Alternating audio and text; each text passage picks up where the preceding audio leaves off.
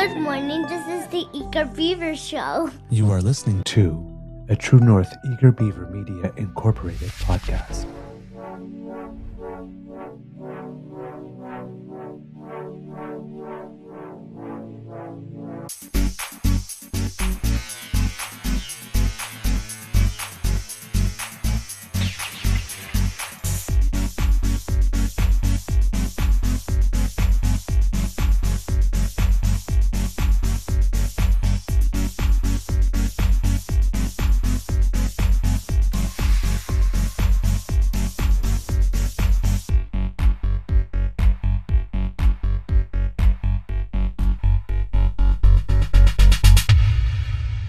True North Eager Beaver podcasts are proudly brought to you by our founding sponsors, the Miss V Mysteries from Corb Lund Publishing, your source for science fiction, fantasy, and cozy mysteries featuring a broad diversity of characters. PsychicTarot.ca, book your tarot reading and unlock your spiritual journey. And the Pepper Master, hot pepper sauces made from farm-fresh ingredients to thrill your taste buds and expand your mind. To season 6 and episode number 930 of the Daily Beaver Morning Show. Oh, Canada. Always 100% Canadian here, and always beaverific. Today, recording day is Monday, June 15th. 2026, and this is part 2 of our show. We didn't have a show on Friday, so we had a lot of stuff to catch up on.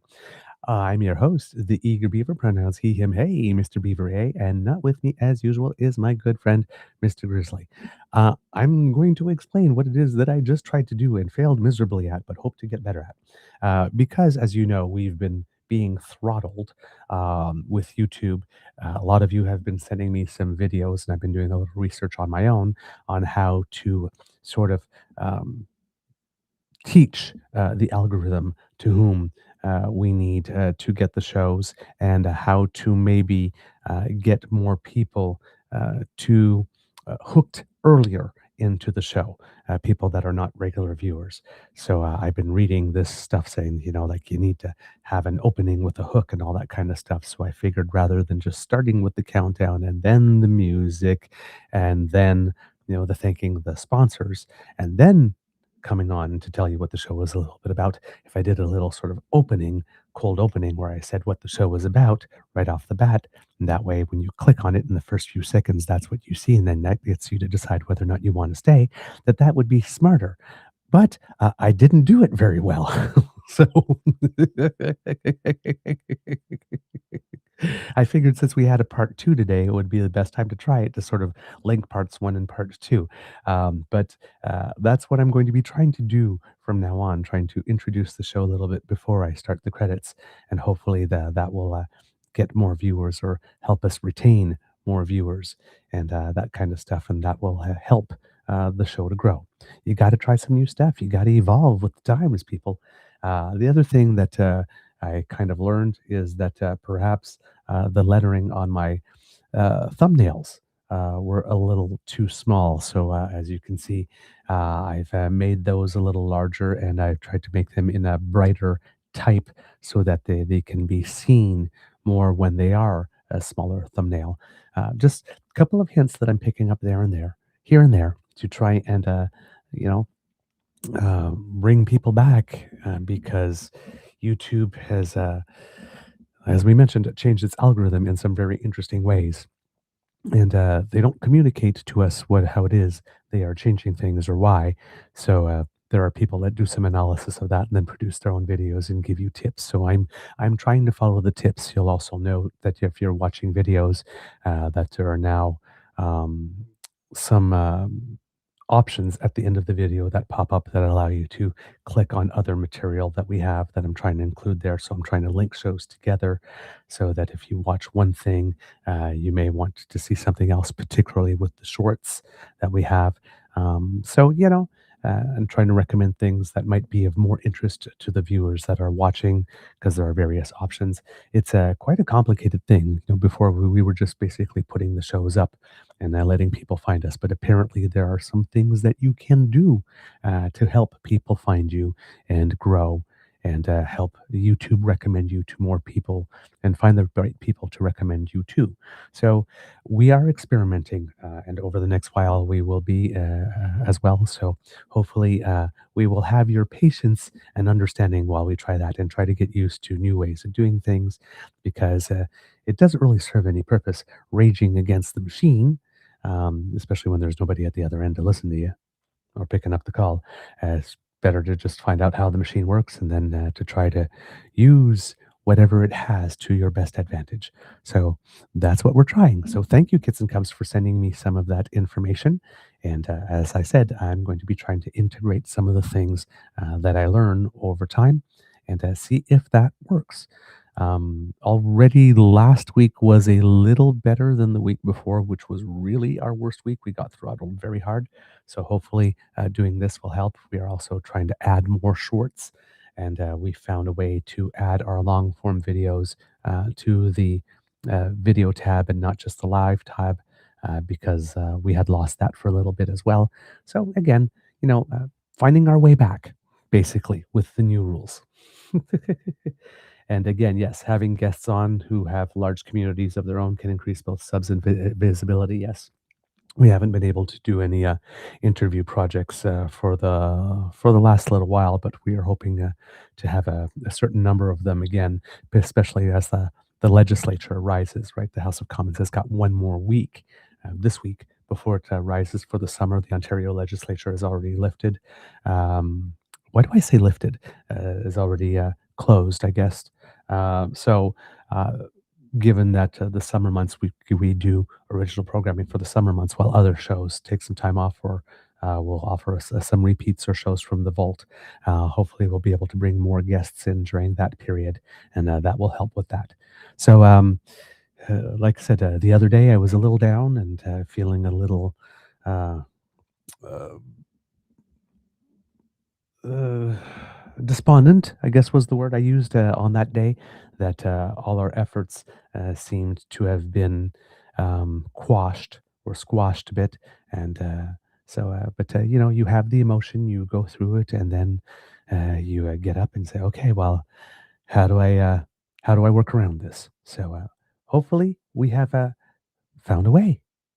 Hopefully. And yes, Kit Elaine with Albert helping us with the audio versions, that we might be able to get some of our audio cast audience back as well. All these things, working on all of them at once, however, can be a little, uh, how do you know? Um,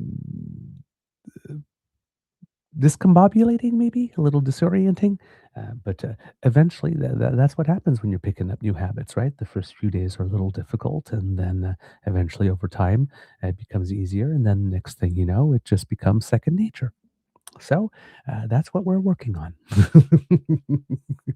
But thank you so much for all of your patience and understanding. And yes, Kit Tabby G, Kit Uncover the News, has been doing a fantastic job with shorts or the appetizers. Yes, yes, a little amuse-bouche. And they have been working. They have been working, particularly since I've learned the skill of linking shorts to other shorts. That definitely increases the number of views, and we are starting to get some people subscribing from the shorts, which also helps a lot. So again, it's you know, I may be an old, I was going to say an old dog. I might be an old beaver, but I can still learn some new tricks. So there you go.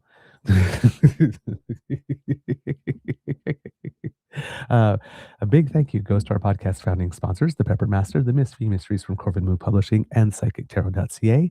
How is your mental health doing this afternoon, Kits and Cubs? I am still doing fine. Remembered to put on a different shirt so that when Kit Uncover does the shorts, and I see the same date, I know whether or not it's part one or part two. See? Always thinking. Always thinking.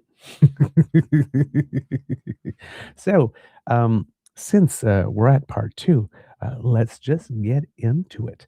The Prime Minister of course, is in Europe. And as I mentioned, of course, it's the last week of sitting of Parliament before we take the summer break. And according to iPolitics, there are a couple of things that are being worked on. I might repeat myself a little because these sections, the notes that I have are in two sections. So sometimes there's some built in redundancy so that you remember what was said before. But since I'm going to be reading them back to back, odds are it's going to sound a little repetitive. So I apologize for that. But according to iPolitics, it says that today marks the start of the last scheduled week of the sitting, and the Liberals have their hands full. The governing party has a handful of bills they're trying to push across the finish line before the end of the day Friday, including legislation to implement measures in the spring economic statement. That could play out shortly, with a motion under consideration that would have the Finance Committee wrap up clause by clause within a day and set aside 2.5 hours for third reading debate. Expect the Liberals to win this vote owing to their majority, and a similar one on deck to accelerate passage of a bill that would transfer up to $1.173 billion to provincial and territorial governments, quote, for the purpose of improving housing supply. The government has also given notice that it is ready to wrap up debate on a Senate-proposed addition to Justice Minister Sean Fraser's proposal to extend and expand the existing anti-hate laws to include, among other measures, a ban on the public display of nooses as a symbol of anti-Black hatred. It also says it's not just the bills already moving through Parliament. It says that the government has put on notice two bills that should land in the House this week. I'm going to guess that these are new bills that are being introduced to the House that will be picked up again in the fall when we come back. Firstly, there's a proposed update to our privacy laws that AI Minister Evan Solomon teased last week at a summit in Toronto. Then there's the First Nations Clean Water Bill. We've been waiting on this for a while, which Indigenous Services Minister Mandy Golmasti served notice for on Friday. As reported over the weekend, sources who spoke to iPolitics offered a mix of reactions to the impending legislation. Some said they were optimistic the government would maintain the source water protections and recognition of First Nations' human right to clean drinking water that were part of the previous bill introduced in the last parliament that died on the order paper due to the 2025 election call. Others were less optimistic, saying the government was already falling short when it comes to the requirement to co-develop the bill with First Nations, pointing to the lack of consultations. Have also, last week, Governor House Leader Stephen McKinnon put forward a motion that, if adopted, would impose a one-day deadline on the House Finance Committee to wrap up clause-by-clause review of the bill during their next scheduled meeting. That is the bill that was mentioned in that first portion I was talking about, presented by Finance Minister François-Philippe Champagne to roll out measures announced in the spring fiscal update. So that yes, one-day deadline. And it says here, depending as always on how the ensuing cross-aisle back and forth plays out, that could put the bill back on the House docket on Wednesday afternoon with a predetermined 2.5 hour limit on the remaining debate before it goes to a final vote. I'm going to see what else here. It also says that McKinnon has also filed the procedural paperwork required to force a vote on Justice Minister Sean Fraser's draft response to a Senate-initiated rewrite of his bid to expand and extend anti-hate laws, which recommends that MPs support the proposed designation of nooses as a symbol of hatred that would be prohibited from public display under the new rules. In response, the Conservatives, very helpfully, have put forward an amendment to simply withdraw the bill from consideration entirely. The law and order conservatives always seem to have a problem with hate legislation. Gee, I wonder why. Wow. Depending on how the day unfolds, the government could move to end the debate as early as this afternoon, although the vote on the motion likely won't take place until tomorrow afternoon. It seems that, as we mentioned, Minister Evan Solomon has served notice that he's ready to go public with his plan to update and enhance federal privacy laws, and has suggested that it will recognize privacy as, quote, a fundamental right and include measures to ensure personal data cannot be used for surveillance pricing for price gouging. And I believe that that is the main stuff on the procedural stuff in order to get to the end of this session before we rise for the summer. That's the word I was looking for. Rise, not lift. Rise. Okay. Uh, but in the meantime, the Prime Minister is in Europe, heading off to Evian-les-Bains, I believe it is, in France, for a meeting of what Chantal Hébert and Bruce Anderson on the latest episode of The Bridge by Peter Mansbridge are basically saying, we should just call it the G6 now because, well, Donald Trump kind of just does whatever he wants to do, shows up to suck up some attention. Sometimes he doesn't even stay all the way to the end, and, or to blow things up in a certain way. So, and given that he's always uncooperative, right, there's not much point in calling it G7 really. However, it says here, also from iPolitics, that the Prime Minister spent the past weekend in Ireland, where he had one-on-one chats with both Irish Taoiseach, I believe it, Taoiseach. I have to. It's written. It is spelled Taoiseach, which, if I'm reading it, I would think it's Taoiseach, but because, of course, it's a Gaelic, it's Taoiseach. And I had to look that up, and it's not coming naturally to me. But hopefully, like it did just now, Tasha, the more I say it, the better I'll get at it. So you had one-on-one chats with Irish Taoiseach Micheál Martin and Head of State Catherine Connolly. He delivered a speech at Trinity College, and he made a trip to his ancestral homeland in County Mayo, which, quote, made my family what it is, and whereas Canadian press reports he was, quote, greeted with open arms, Canadian flags, and roadside well-wishers.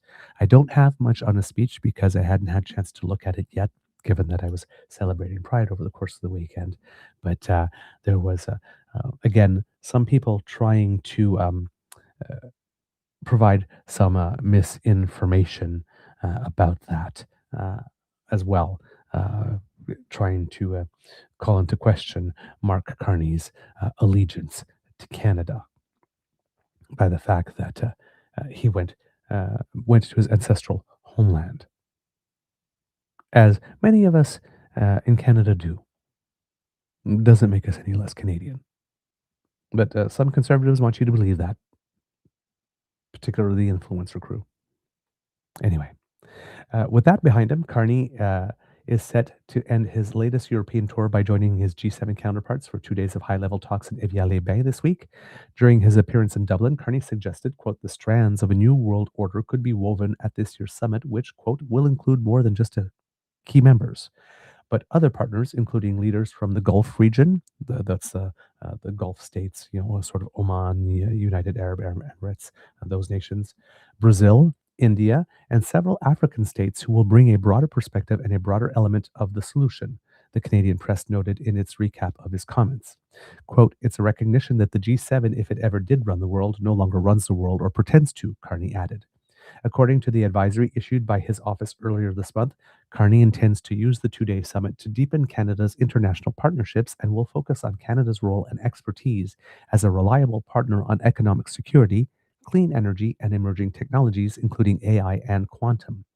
During a brief summit briefing last week, a government official stated that there would, quote, not be a comprehensive final communique from leaders at the end of the summit because Trump. He would just never sign on to one, so there's no point in raising the expectation that would be one to then create the media narrative. Oh, there wasn't a science, there wasn't a collective communique. The whole conference and the whole meeting is a failure. We're just not going to be doing that. And a Canadian press notes that, quote, the assembled leaders will instead put out issue-specific statements throughout the event, as happened, I believe, last time as well. The G7 meeting took place. Again, because Trump, right? There's always got to be one who doesn't row in the same direction as the rest of the team. Let's put it that way. The Prime Minister also met with the leader of France, Emmanuel Macron, and the readout from that meeting says here, in a more dangerous and divided world, Canada is building our strength at home and diversifying our partnerships abroad, including across Europe. We are deepening our cooperation across sectors and multilateral forums so that Canada and Europe can be pivotal, powerful, and a force for good. France is one of Canada's closest and longest-standing economic and security partners, and that partnership is reflected in our country's deep ties. Bilateral trade has grown by nearly two-thirds over the past decade, and France is now Canada's third largest export market in the European Union. Prime Minister Carney welcomed the progress made under France's G7 presidency this year and looked forward to attending the 2026 G7 Leaders Summit in Evian, France, next week. The G7 Leaders Summit will focus on Canada's role and expertise as a reliable partner on economic security, clean energy, online safety, and emerging technologies, including artificial intelligence and quantum. These are all objectives Canada and France share, grounded in values and ambitions. And of course, because Canada and France are two of the four countries that have language learning models under AI, this is a particular point of interest. And when I say next week here, it's because this was written on the 12th. And as we know, the meetings are starting today. Building on this partnership, the Prime Minister, Mark Carney, today concluded a successful bilateral visit to Paris, where he met with President Emmanuel Macron and announced a series of new partnerships. First, the leaders announced the new General Security of Information Agreement, the GSOIA, between Canada and France, which will strengthen defense and industrial cooperation, create new procurement opportunities for Canadian workers and companies, and deliver benefits to Canada's economy. Once in force, it will make it easier to exchange classified information between Canada and France across defense, space, aerospace, cybersecurity, AI, and maritime systems. Expand access to French defense and security public procurement markets while enhancing the competitiveness of Canadian industry and pursuing French contract opportunities. Provide Canadian firms with greater opportunities to compete for contracts, participate in advanced research and development opportunities, and integrate into major international supply chains. And grow the Canadian economy with new procurement opportunities in the French defense market and high paying careers for Canadian workers, from engineering to the skilled trades. The leaders discussed progress on aerospace cooperation and noted France's recent purchase of two additional DHC 515 water bomber aircraft manufactured by de Havilland Aircraft of Canada in Calgary, Alberta. The purchase, which builds on France's existing fleet of two DHC 515 aircraft, will strengthen France's capacity to respond to increasingly severe wildfire seasons and reinforce Europe's emergency response fleet. Expand Canadian aerospace exports in Europe and position Canada as a trusted supplier of critical emergency response capabilities while supporting Canadian aerospace jobs and expertise, and bolster climate adaptation and resilience. The leaders underlined the recent signing of a joint statement on quantum science and technology cooperation to deepen collaboration in research and development, building on the strong Canada-France partnership in quantum technologies. The two countries will expand opportunities to grow global quantum markets, accelerate commercialization, and bring together industry researchers, policymakers, and security stakeholders to harness transformative quantum technologies. We'll also create new opportunities for Canadian researchers and firms to collaborate and help position Canada as a leader in the global quantum economy. And if I'm looking at this, wow, this is a very major statement on it. I'm not going to read it all into the record here. I am going to put it here in the chat for those of you who are interested in this. But here, just to give a little bit of a taste of it, says, recognizing that Canada and the French Republic are global leaders in scientific research and have strong and diversified science, technology, and innovation relations with extensive collaborations between academia, industry, and government. And then it has a lot of recognizing, acknowledging. It says, we intend to pursue cooperation and harness the constant creation of new knowledge, understanding, and insights from our innovation ecosystems to advance interconnected, vibrant, and secure quantum research and development by embarking on good faith cooperation underpinned by our shared values, such as freedom of inquiry, merit-based competition, openness and transparency, accountability, reciprocity, promoting protection and enforcement of intellectual property, safe and inclusive research environments, rigor and integrity in research, research security, and reducing administrative burdens. Creating inclusive scientific research communities and tackling cross-cutting issues of common interest, such as equity, diversity, inclusion, and accessibility, so that every person is able to fully participate and have an equal opportunity to succeed. And facilitating interactions between our governments as well as with academia and the private sector to discuss and understand research trajectories in quantum technologies, which in turn will inform the identification of overlapping interests, gaps, and opportunities for future cooperation, including shared use cases, areas where standards are needed, and responses to the as yet unknown implications and impacts. There is more that they're planning to do, but that sort of just gives you a taste of what it is that they are looking to do together on that subject matter. The readout then continues to say the Prime Minister underscored Canada's role as a reliable partner in the responsible development of emerging technologies, as reflected in Canada's new AI for All strategy unveiled earlier this month. He joined President Macron in virtually greeting participants with the AI With Us summit in Lille, France, where he emphasized the opportunities which the AI strategy will catalyze and the opportunities to work with partners to help ensure AI is used to improve lives and create jobs. So we have that. It says here that the Prime Minister's visit to Paris was built on his previous bilateral visit to France in March 2025, his first official bilateral visit abroad as Prime Minister.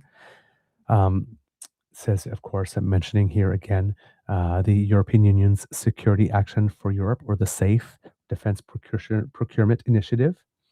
And it said here that the Prime Minister and the President reaffirmed their shared commitment to deepening defense industrial cooperation, strengthening wildfire response, and addressing global geopolitical challenges, including Russia's ongoing aggression against Ukraine. Mark Carney is quoted as saying, businesses in both of our countries are doing more together in energy, defense, critical minerals, and now in artificial intelligence. What this means is an ability to exchange classified information between our defense and space, our AI and aerospace sectors. Macron said that he and Carney are discussing trade in defense and security in a closed-door meeting, and he hailed Canada as a friend to Europe and France. So that's basically the majority of the stuff that we got from that. Uh, but let's look at something that might have a little bit more. Let's go to Reuters, given that that will give us a little bit of an international perspective of what was going on here. And it seems that that was just pictures that could be licensed for use. So I guess BNN Bloomberg to give us no, we can't do that either because that is blocked video. Oh boy, okay, really difficult. So I guess we're just going to go to CBC. The Canadian Press, Catherine Morrison, says that Prime Minister Mark Carney says Canada and France will deepen their defense and industrial cooperation through a new General Security of Information Agreement. Carney says the agreement will facilitate the exchange of classified intelligence related to the defense, space, artificial intelligence, and aerospace sectors, which is what the other article stated. Carney made the comments in a joint statement alongside French President Emmanuel Macron at the Palais de l'Élysée in Paris on Friday. Macron said he and Carney will discuss trade, defense, and security. The meeting, which comes ahead of next week's G7 summit, could be one of the last between the two world leaders since Macron's second term in office is set to end next spring. France, which is hosting the summit this year, says the priorities include settling major geopolitical crises, G7 support for Ukraine, and protecting children online. Okay. Then, of course, as we mentioned, the Prime Minister met with the Taoiseach of Ireland. And it says here that Ireland is one of Canada's closest partners in Europe, and today that relationship is flourishing. Bilateral trade has grown nearly 150% over the past decade, and Ireland is a key partner in investment, agriculture, and agri-food, clean growth, and economic security. Building on that momentum, the Prime Minister, Mark Carney, today concluded a successful bilateral visit to Ireland. This marked the first visit to Ireland by a Canadian Prime Minister in nearly a decade, and this is from June 14th. In Dublin, Prime Minister Mark Carney met with Micheál Martin to elevate the bilateral relationship with stronger cooperation across key sectors, guided by a new joint statement. So I'm going to go take a look at that joint statement. And again, also rather substantive. So I'm going to include that in the chat for those of you who would like to take a look at that. And in this joint statement, they're talking about certain things that they're going to do in terms of further cooperation. And this is building on a previous joint statement of September 25th, 2025. But they're going to work on trade and investment. It says here, they're going to grow and diversify the trading relationship, including by maximizing opportunities under the free trade deal that we have with Europe. Mark the 10th anniversary of the deal, which was signed on October 30th, 2016, during the Irish presidency of the Council of the European Union. advance cooperation between Canada and Ireland in financial services and fintech, building on Ireland's Ireland for Finance strategy and Canada's strengths in banking, credit unions, and pension funds. Expand structured bilateral engagements, including regular trade and investment dialogues between senior officials. Support trade missions, high level visits, and business to business engagements at national and provincial levels. And position Ireland as a trusted gateway for Canadian companies seeking to access, invest in, and scale across the European Union, and continue to encourage Irish investments in Canada. They're also looking to work together in the life sciences, biomanufacturing, and health security sector by exploring opportunities for further collaboration to support the commercialization of emerging health technology platforms and the next generation of medicines, including through links with international networks and centers of excellence, building on the Memorandum of Understanding signed between the Center for Commercialization of Regenerative Medicine and the RINN Advanced Therapies in Ireland. Also, by establishing a pharmaceutical supply chain and resilience dialogue to exchange information on regulatory frameworks and market structures and identify opportunities to strengthen manufacturing capacity and support for increased resilience. Also, by supporting biomanufacturing workforce development and skills by building on and extending the existing partnership between the Canadian Alliance for Skills and Training in Life Science, or CASTL, and Ireland's National Institute for Bioprocessing Research and Training, the NIBRT, enabling enhanced joint programming, shared expertise through a global network of NIBRT affiliated training centers, and alignment of world class biomanufacturing training initiatives. They're also looking to work together on food security and agri-food systems by advancing an agri-food investment and supply chain partnership event to strengthen two-way investment and supply chain resilience, by exploring means to support agri-food investments and promote engagement between Canadian and Irish firms to support vibrant and thriving agri-food sectors, by deepening dialogue on market access issues for agriculture, food, seafood, and drink products, and increasing collaboration on agricultural innovation and science-based approaches to food systems, as well as exploring opportunities to jointly engage with other partners on agricultural innovation and global food security. They also plan to work together on climate and clean growth by seeking opportunities for further engagement on energy transition, clean technologies, energy efficiency, and grid resilience, including opportunities for greater industry engagement in these critical areas, noting that Canada and Ireland have shared objectives in driving investment in energy security and the clean energy transition and building on our current relationship, and to strengthen cooperation on methane mitigation, particularly in the oil and gas sectors, through the exchange of best practices and improved transparency, and work together to advance international methane action, including through the Global Methane Pledge and coordination in multilateral fora such as the UNFCCC. They also plan to work together on research, innovation, and talent, and they've committed to explore opportunities for collaboration between Research Ireland and Canadian counterparts by identifying areas of mutual interest and opportunities for international collaboration, including across the European research area, strengthening cooperation on the responsible development and the use of artificial intelligence, including by establishing linkages between Canada Artificial Intelligence Safety Institute and Ireland's AI Office to advance research, collaboration, information sharing, and the development of trustworthy AI systems grounded in shared democratic values. They're also going to work to promote the creation and commercialization of new products and services, including through collaborative research and innovation projects under Horizon Europe and the Eureka platform.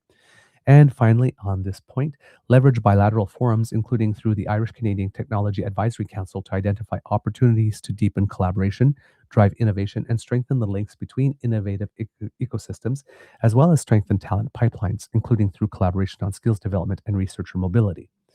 On international relations and security defense, they have committed to launch annual consultations between foreign ministries and enhance practical cooperation between the Canadian Armed Forces and the Irish Defence Forces in relation to maritime security training, including through training exchange opportunities.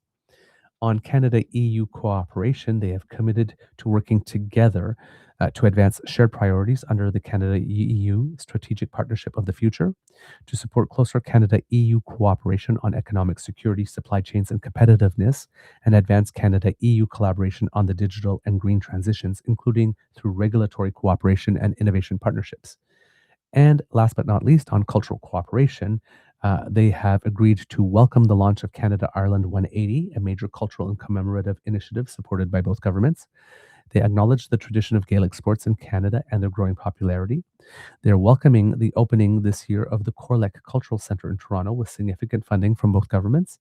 and welcoming enhanced Canada-Ireland cooperation in the screen sector, building on the long-standing audiovisual co-production treaty and growing collaboration between producers, studios, and creative industries in both countries.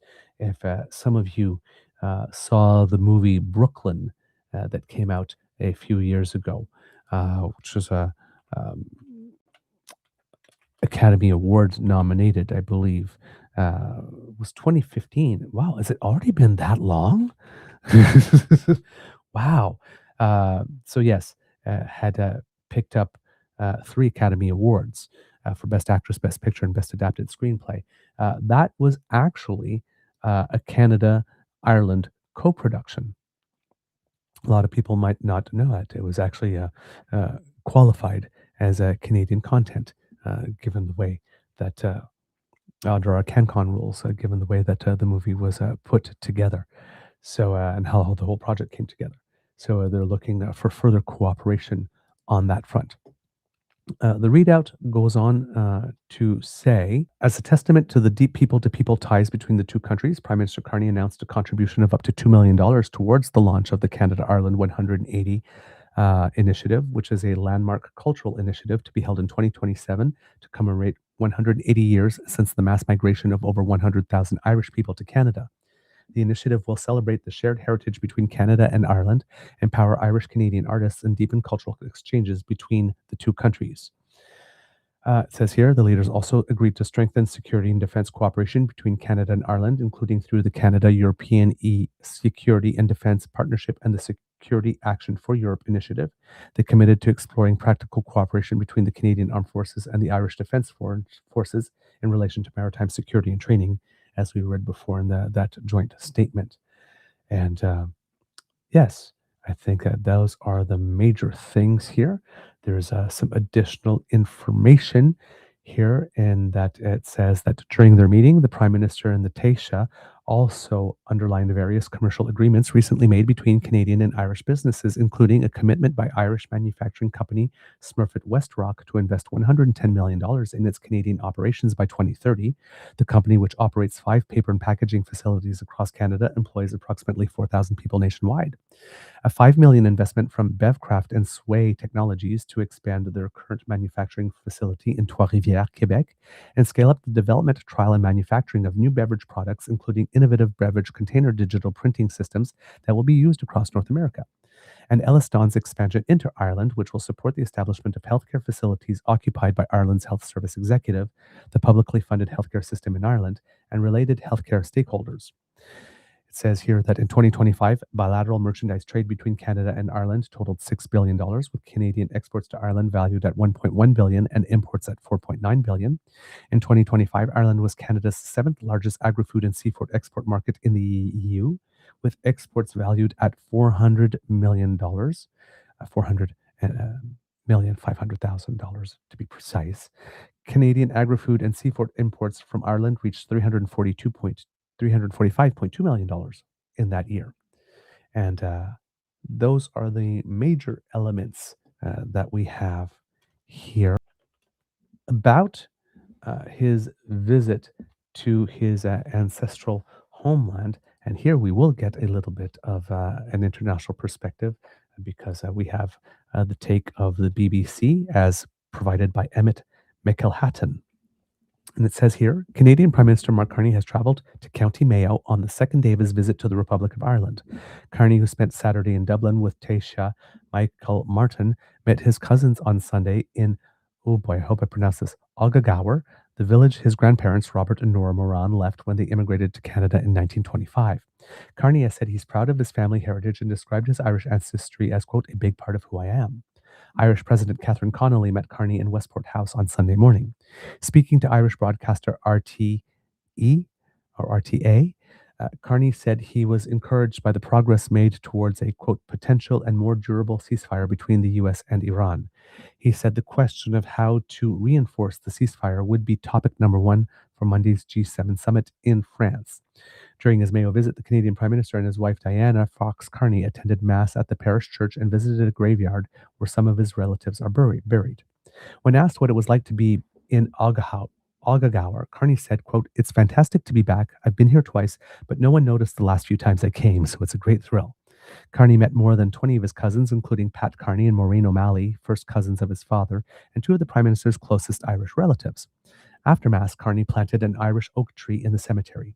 He joked that he had a previous career as a gardener, and his wife Diana Fox quoted Christy Moore's "Don't forget your shovel" as he worked. Speaking after the Mass, he thanked people for coming and encouraged them to visit what was once Carney's sweet shop and the local pub.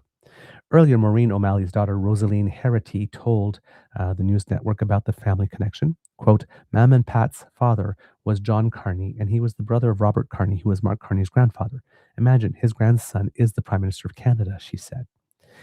"It's all we can talk about, generations of the Carney clan, and we are so excited to finally meet him." If you compare photos of him with his grandfather Robert, there is an uncanny likeness. I noticed it when I spotted him on the telly when he was governor of the Bank of England. I saw the name Carney and saw the face and said it to Mam. She hardly missed a beat and just said, "Ah, yeah, we haven't seen them for years," said Herity. The Carney and Moran families were tenant farmers on the estate of Lord Sligo.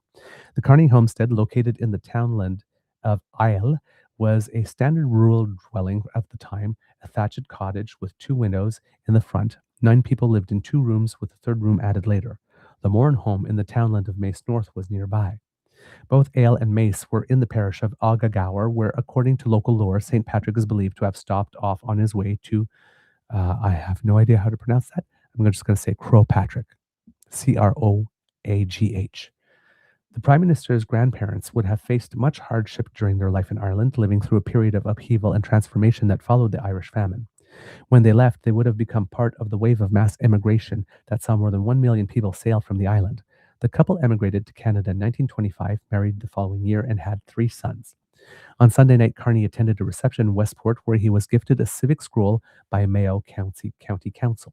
During the ceremony, he was also presented with a commemorative history of the Carneys, written by local Westport historian Harry Hughes, alongside fellow researchers and editors James Kelly and Michael Casey. So there you go. Just a little bit of a flavor for what it is that he was going on down there. Of course, the main piece of business here is what's going to be going on at the G7.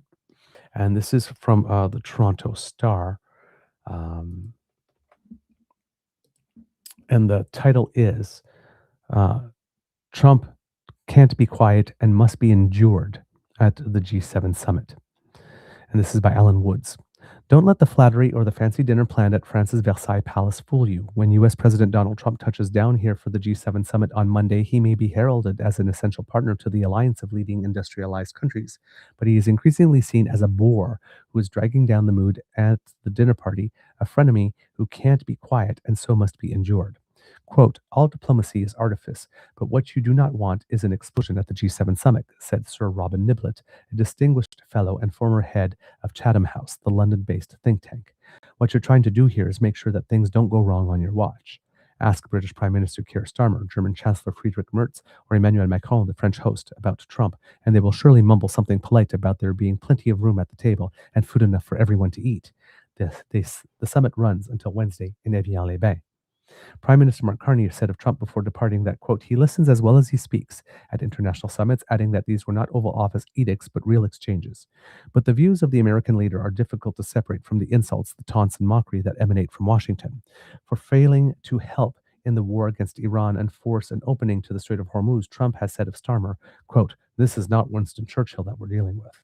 Oh, neither are you, sir. Just saying.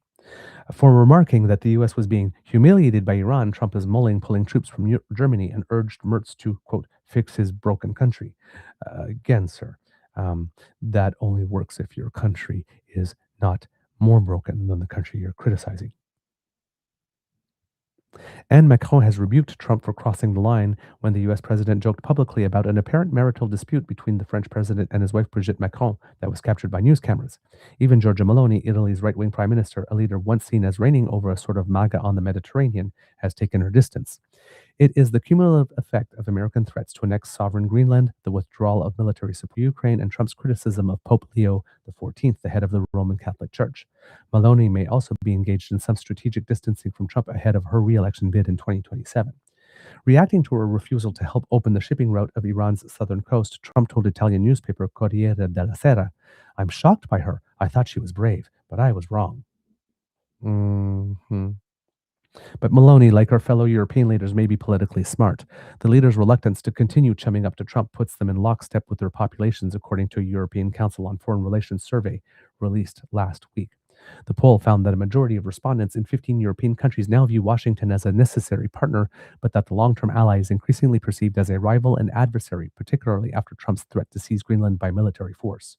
Quote, "We came within a whisker of NATO allies invading the territory of another NATO ally," François Heisbourg, a special counselor with the Foundation pour la Recherche, with the Fondation pour la Recherche Stratégique in Paris, said in an interview. He qualified the Greenland threat as, quote, "unprecedented and something that would have been inconceivable just a short while ago." Niblett said the countries in most frequent contact with Trump administration have seen ties with the U.S. devolve through three stages to their present state, which he characterized as in the toilet, to put it frankly.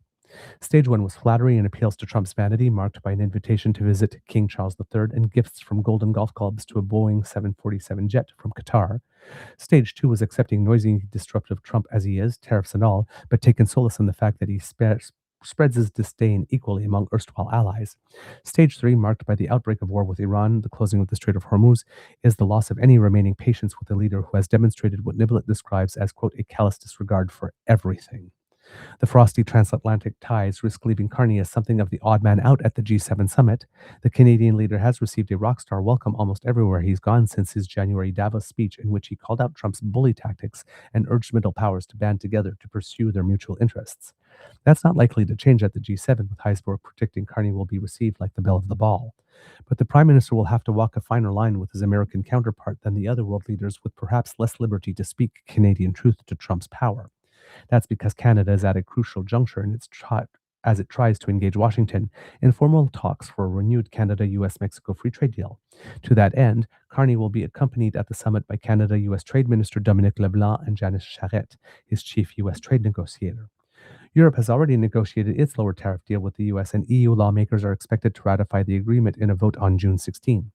Quote, "At least in the short term, I think that's what Carney would focus on, which may mean that he is somewhat less high profile in his views on the U.S. approach than he might otherwise be," said Creon Butler, director of Chatham House's Global Economy and Finance Program.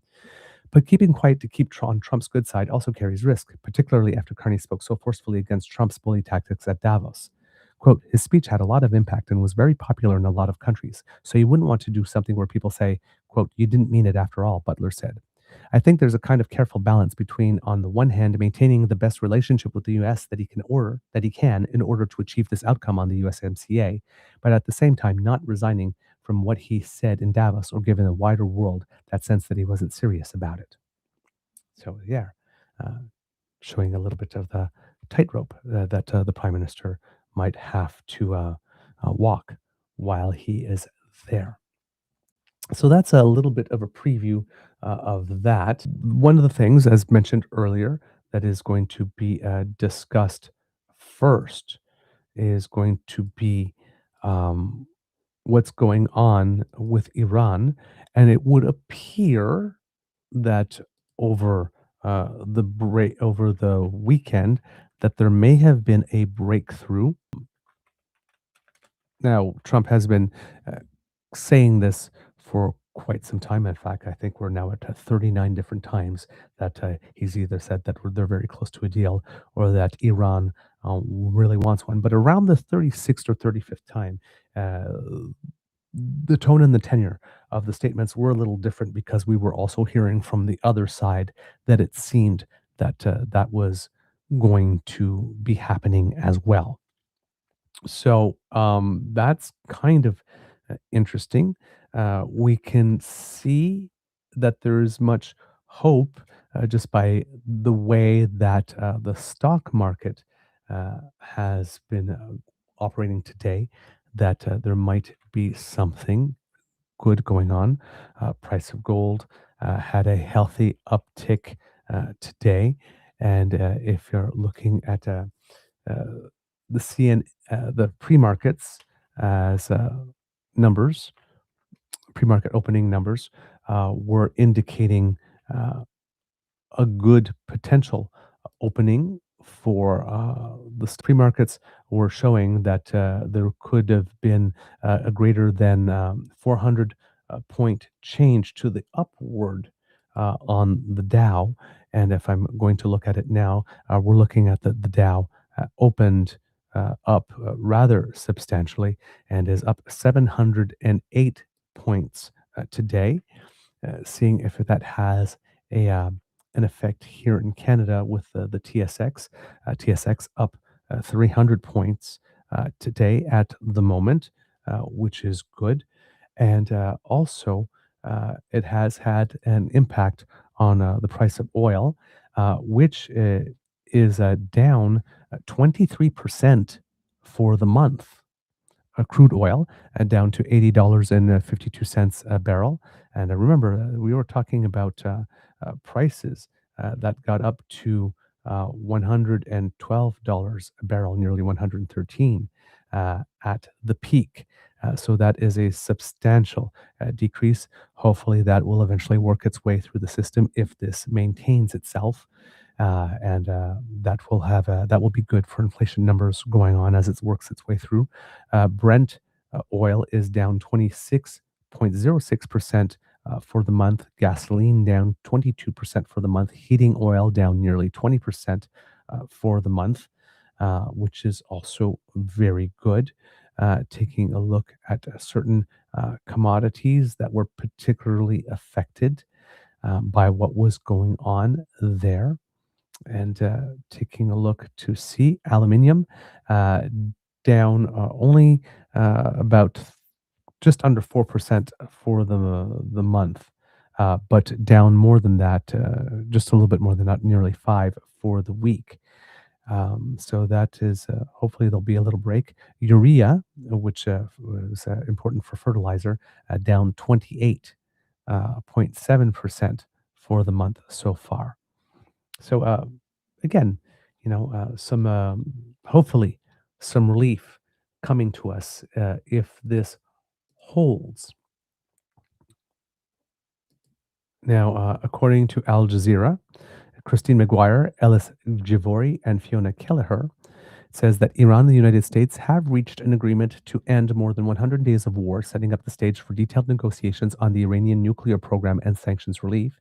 Speaking in France alongside President Emmanuel Macron, Trump says, quote, the deal's all signed with the Strait of Hormuz partially cleared as the waterway is set to reopen completely by Friday when the agreement is signed in Switzerland.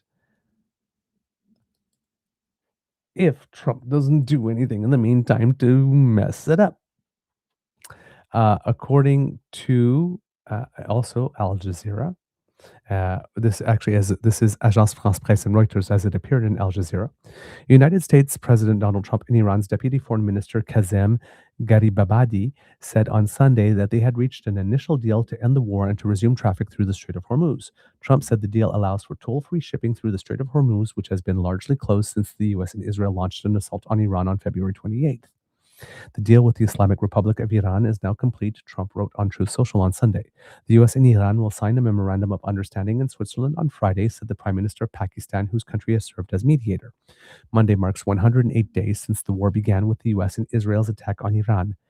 And says, what we know about the deal is that the content of the agreement, which follows weeks of fraught negotiations and periodic threats from Trump of new hostilities unless Iran reaches a deal, remained unclear.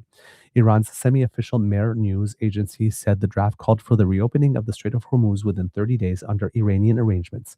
Trump, who turned 80 on Sunday, said the deal allows for toll-free shipping through the Strait of Hormuz, which has been largely closed since the US and Israel launched an assault on Iran on December 28th.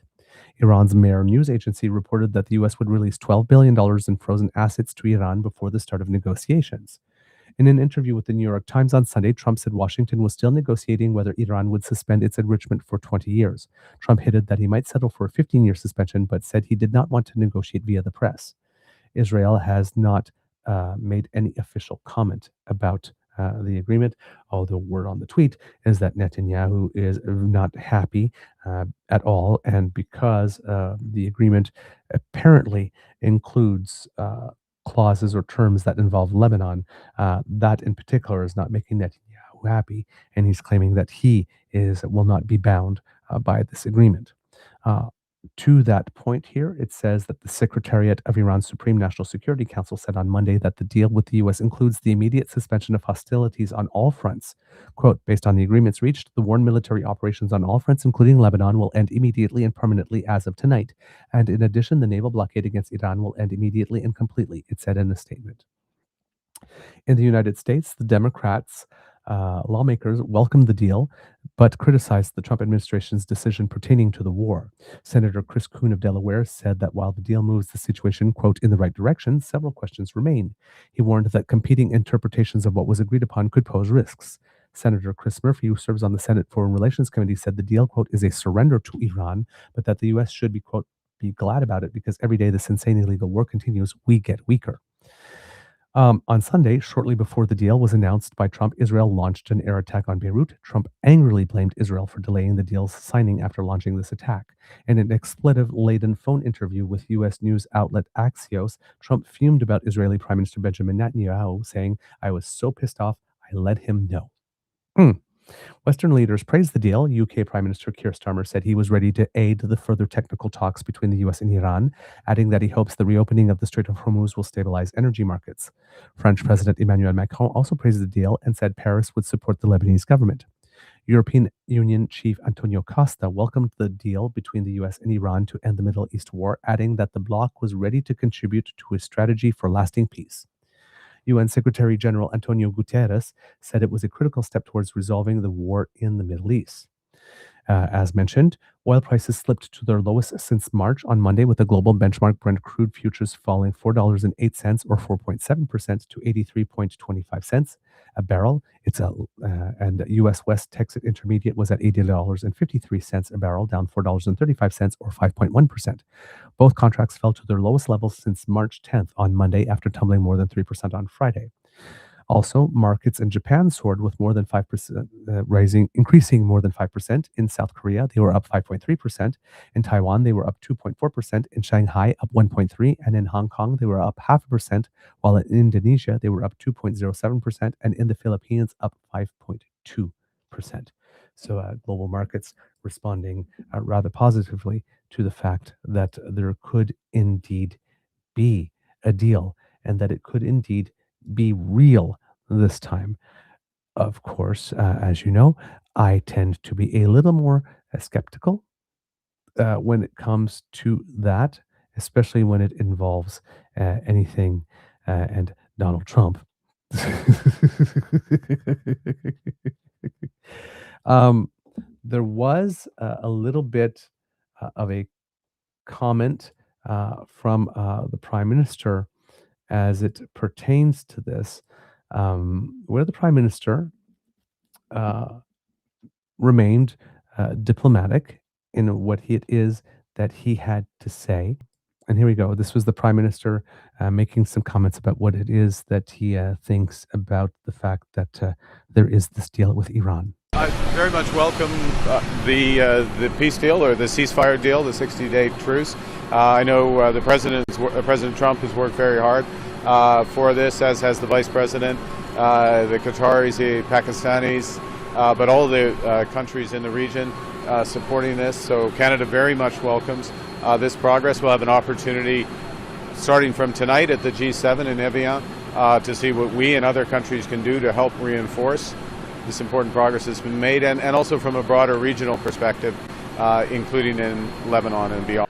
So the Prime Minister taking a cautious approach also, because again, between now and Friday, when Trump goes to Switzerland, there is plenty of time for him to go wrong. And it's not like Donald Trump is not the type of person because again, his art of the deal stuff, and he always wants to try to see if he can squeeze a little bit more out of people, whether or not he has, how how would you put it? One more demand or one more thing that needs to be settled just before he signs. It's the kind of person he is. He likes to keep people destabilized. And like I said, I will believe it when it lasts. but, not wanting to poo-poo on everything as well, right? This is, it is positive news. It is most definitely positive news, and it's definitely better than the news that we've been getting for some time yet. So hopefully everything goes as it is supposed to, and there are no additional hiccups. Um, Donald Trump kind of needs this to work for him because clearly things are not going very well for him. He's reached record disapproval ratings as well. So that is definitely not helpful. Midterms coming up and all that kind of stuff. So the ability to claim that he has reached a deal and that he is such a great leader, even though whatever deal is going to be reached is much less than they already had before he ripped up the Iran deal that was negotiated by the Democrats and Obama. So that's the first thing that we must keep in mind. And all the stuff about not having either what he calls nuclear dust or a continued nuclear program is all stuff that's going to be resolved later. So he doesn't actually have much to show for everything that he's done, but he's going to try and spin that as a win. There's no doubt there.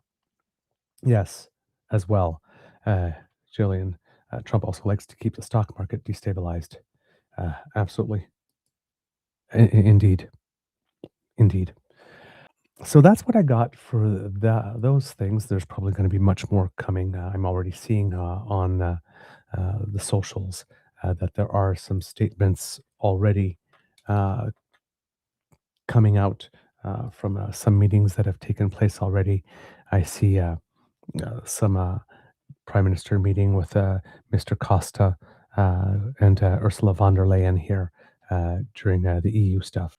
It seems here that we received an invitation to join something that's called the Ocean Eye Initiative. I'm going to take a look at what that is, but that's one of the main things here. Ocean Eye Initiative is a major European Union program launched to reinforce global ocean observation, data sharing, and marine ecosystem protection.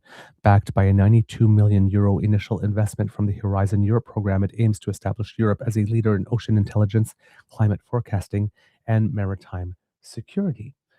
So it seems that we have been invited to join that initiative. That's another feather in our cap.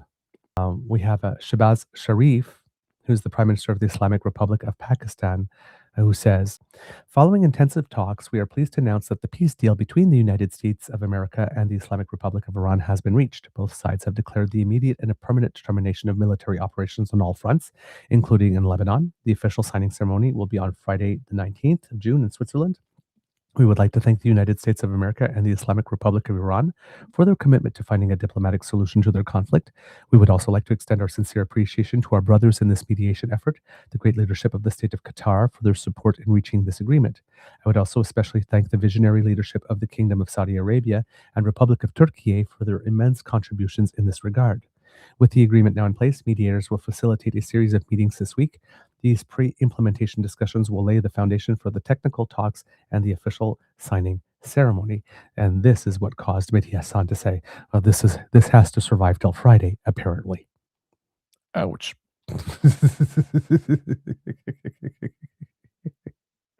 So there you go, kids and cubs. That's a little bit about what's going on there. In other news that we were going to talk about today, yes, conservatives doing the conservative thing, being really weird and repelling. these are sort of like just little moments that happened over the course of the past few days. And the only through line between them really is that they are all coming from conservatives. This one is from, I believe it is, the Conservative Party of Canada's whip, Chris Workington, who decided to quote misinformation Mario, the influencer, who absolutely for sure is absolutely not getting paid or rewarded or compensated in any shape at all from anything. He just does this out of the goodness and the kindness of his heart because he really believes, apparently. We are to believe. Anyway, uh, Mr. Workington decided to post this, which is gross. So Mario said something. This is the Prime Minister of Canada that just passed a law telling you how to raise your kids, blah, blah, blah. Of course, he did no such thing. But Workington, that's Epstein's accomplice, right? Yeah, I don't think I will take parenting advice from him either. And the Conservatives wonder why they hit 29% in the latest Nanos poll. Chris Workington doing his best to try and make that drop down to 27 or 26, clearly. But Workington is not alone in this. Oh no, oh no, no, no, no. Another person behaving badly is Ben Mulroney.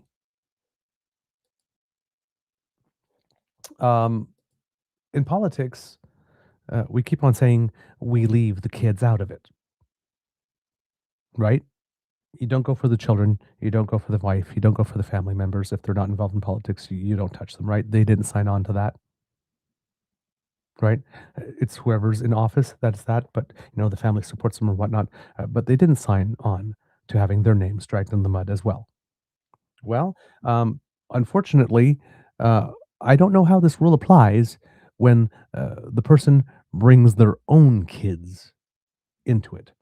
Ben Mulroney was receiving some criticism, as he rightfully deserves, for the way that he chooses to ply his new trade. And in the context of that, it would appear, well, journalist Jeremy Apple posted something that said, "There are no good Mulroneys." And Ben Mulroney decided that this was an opportunity to post something that said, "My daughter celebrated her 13th birthday yesterday. Go ahead, make your case that she's not good.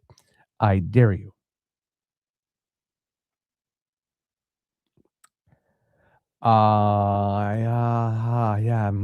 Yeah. To which somebody responded, "Don't use your daughter to evade the criticism you so rightfully deserve." So typical. Uh, I don't know about you, but this strikes as I'm receiving criticism, so I'm just going to use my daughter as a human shield.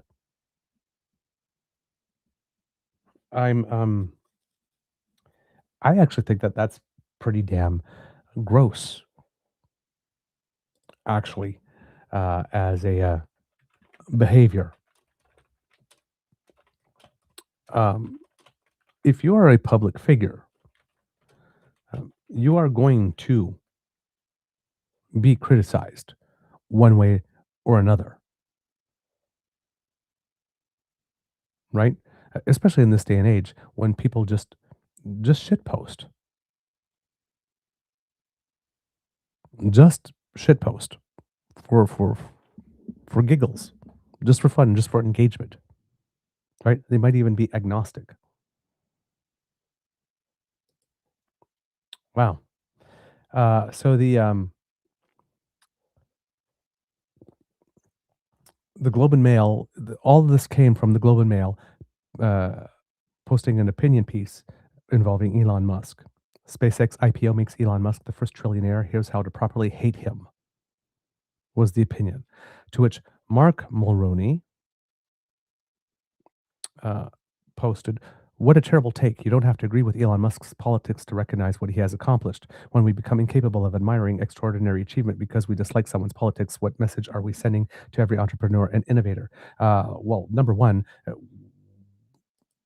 there's a lot of people who think that we shouldn't have billionaires, even less trillionaires. That's obscenely wealthy and ridiculous.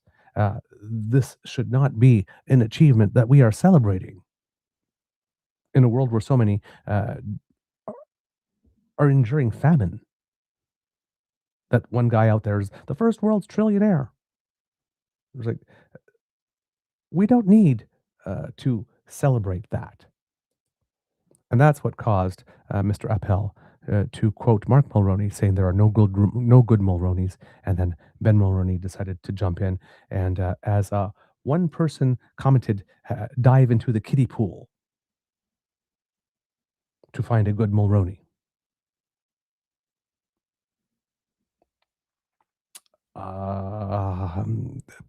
Again, ick. Ick, ick, ick. And again, the Conservatives wonder why they're tanking. Another one that is that's been happening is there's this MP whose name is Vincent Neil Ho, who's a Conservative MP that we had not heard of until now, fairly young, 33 years of age, represents the riding of Richmond Hill, Canadian lawyer and politician, practiced corporate law prior to entering politics, and because it's Pride Month, it's also irrationally triggered by Rainbows Month, particularly anything having to do with people who are transgender. And for some reason, even though more than 50% of the Canadian population is female, Conservatives have to keep on asking people the question, what is a woman? Yes. To which I would say, new rule, to borrow something from Bill Maher, henceforth, whenever a Conservative asks that question, the answer should be, well, sir or ma'am, given that greater than 50% of the Canadian population is female and your job is to serve them, if you do not yet know what a woman is and need it defined for you, may we suggest that you are probably unfit for the position you hold.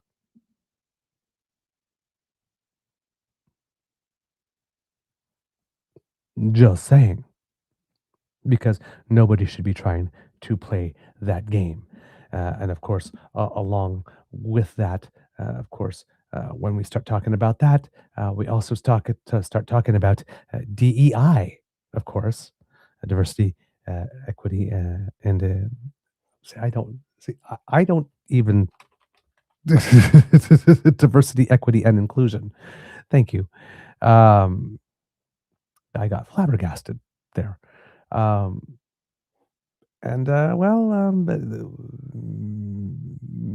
Mr. Ho decided that he was going to be the person here that would talk about this. So this is the first, the definition of what a woman is type thing. And again, look at the pompous attitude here. Okay. So before you became chief science advisor, you were a molecular geneticist by training, right? Yeah. So you know a thing or two about X and Y chromosomes. So I wanted to ask you, what is the definition of a woman? Now, look at this guy here. He put his pen down, right? And he's laying back. Now, here's the thing. Ever notice, has anybody noticed, or is it just me, that the what is a woman question nowadays in conservative circles seems to be asked frequently by anybody but white men in the Conservative Party? And any questions about attacking DEI and merit also seem to not be being asked by white men in the Conservative Party because they know how well that goes over when it comes out of their mouth.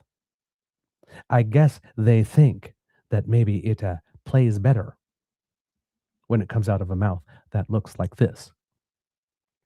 Now, when I see people suggesting that just because DEI exists, whoever has a position must not have gotten it by merit, and the mouth that is asking that is not that of a white man, they may think that they are being clever. What I see is self-loathing. Because why would you be doing that?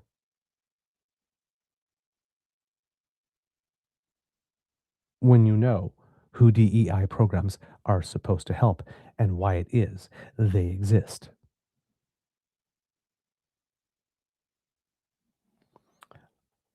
That's the extent. Because I do not know Mr. Ho. But um, if I happened to be a conservative, trying to imagine that, and some person came up to me and said, "Here, why don't you ask this question?" I'd be turning around and go, "And why do you want me to ask the question? Why can't you ask it yourself?" And then sit back and wait for the answer. This, to me, is gross.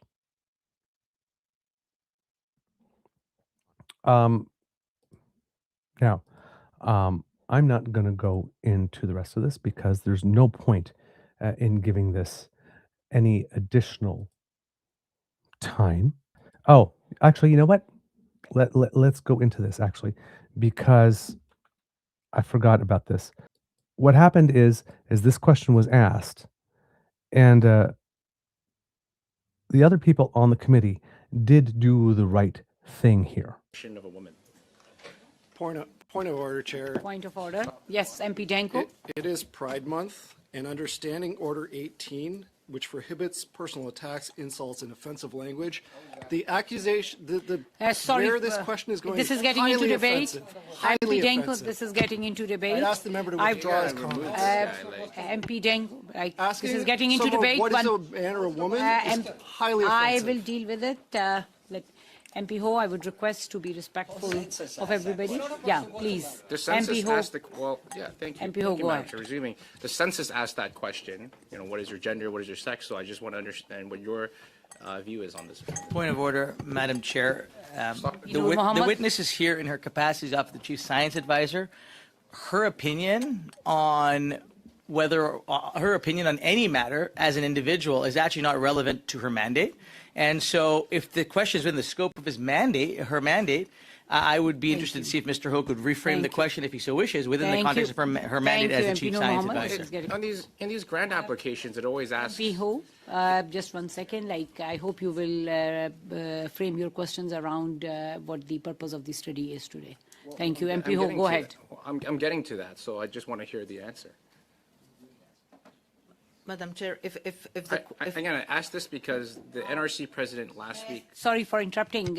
She's trying to answer you. Yes, we have stopped the clock. She's trying to answer your question, so let her answer. Can I see how much time I have left? 1 minute and 47 seconds. All right.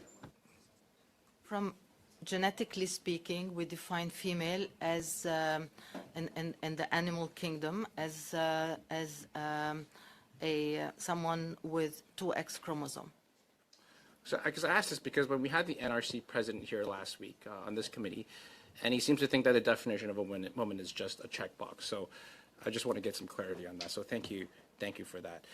And it's important because we have events like you had an event, you were attending an event back in February about the success of women in STEM. It's important that we know what the definition of a woman would be because we're celebrating the achievements of women in STEM. So.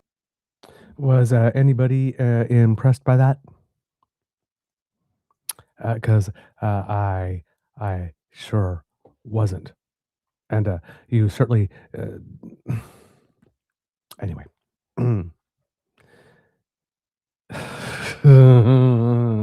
This stuff. Uh, this stuff, I tell you, again, when you, I'm just going to take a look at what percentage of the Canadian population is female. 50.35%. So you're really making, and as they get older, because men die earlier, right? If we're talking about seniors aged 65% or over, it's at 57% are female. And this is a party that is not particularly popular with women in the first place. So again, how to go out of your way to not make friends. And we've got more things from him. Merit should be the floor, the ceiling, and the whole standard in national defense. Instead, officials admitted defense proposals are evaluated with gender-based analysis plus as a factor. When it comes to protecting Canada, there should be no ideological bonus round, they're calling it. He also put, when a foreign multinational pharmaceutical company gets access to Canada's chief science advisor, the question is simple. Is this independent science advice or another channel for corporate influence? She said they did not talk policy. Then she said she needed to know how to advise this government. I'm sure that that is not precise recounting. Then he goes on to say again, the Liberals say Canadian science is governed by excellence. Then they impose 2 top-down DEI requirements on universities and research chair appointments. You cannot claim merit comes first, while federal rules pressure institutions to satisfy mandatory identity targets.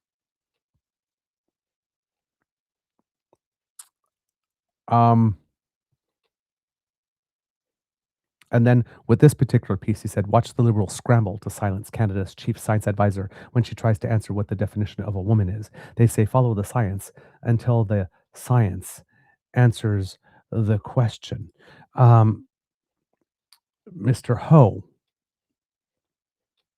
would do well to actually get himself to a biology class as soon as possible, actually, because he does not appear to understand. He doesn't even appear to be able to understand the actual questions he himself is asking, which is rather frightening when you think about it. Because when we're talking about biology, as you know, there isn't only XX or XY, right? This is, I saw perfect, I found it here, something that's absolutely perfect and really explains or shows why the Conservatives just keep on going wrong on this issue. And this is intentionally being wrong. Because we're talking about either they don't want to know the truth or they do, or they don't know. And this is going to be very difficult. You can't read this here, so I'm going to have to read it out. But as you can see here, it's not just as simple here as X or XY. So I'm just putting it up there to show you that I do have that. But here, this is the typical Conservative statement. Biology doesn't care about your feelings. XX equals woman, XY equals man. Everything else is word games. So there's only men, there's only women, and you gotta split them between the two. But there's more than that. Biology says XX equals female, XY equals male, XO equals Turner, female, XXX, triple X equals female. There's XXXX, which is tetrasomy. X, which is female. There's 5 X's, which is pentasemy X, female. There's XXY, which is Klinefelter, which is male. Or affects men, I guess. There's XXXY, a male variant. There's XXXXY, also male variant. There's XXYY, which is a male variant. And XYY, which is Jacobs, they call. That also plans to male. There's XYYY, which is a rare male variant, and X with 4 Ys, another rare male variant. There's 46 XX male, which is SRY translocation. And I don't even know what half of these terms mean. 46 XY female, AISH swire, mosaics, mixed traits, chimeras, mixed traits.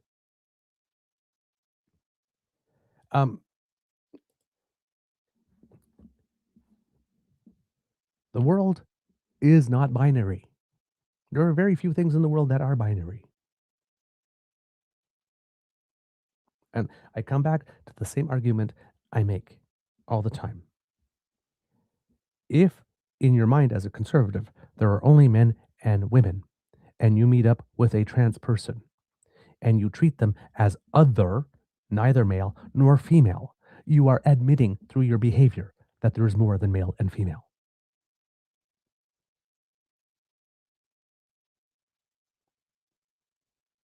You're admitting through your behavior, even though your words say there's only 2. Because you either accept them as male or you accept them as female. But you don't you don't treat them like there's something different for whom you need to have special rules. And if you do not want to consider them either male or female, then that means you need to create a third category. And if you need to create a third category, then that means that third category of people, that new gender, not new gender, new sex that you have created, by not recognizing them as male or female, are entitled to all the rights and privileges as everybody else. So when you're talking about sports, and let's say how we fund sports, yes, will you be, as a government, since you do not want to recognize, for example, male to female transgender, if you don't want to recognize them as women, right? And you don't want to recognize them as men, even though you say they're men, but if you put them in a group of men, you treat them differently too, because they're not like the other men, right?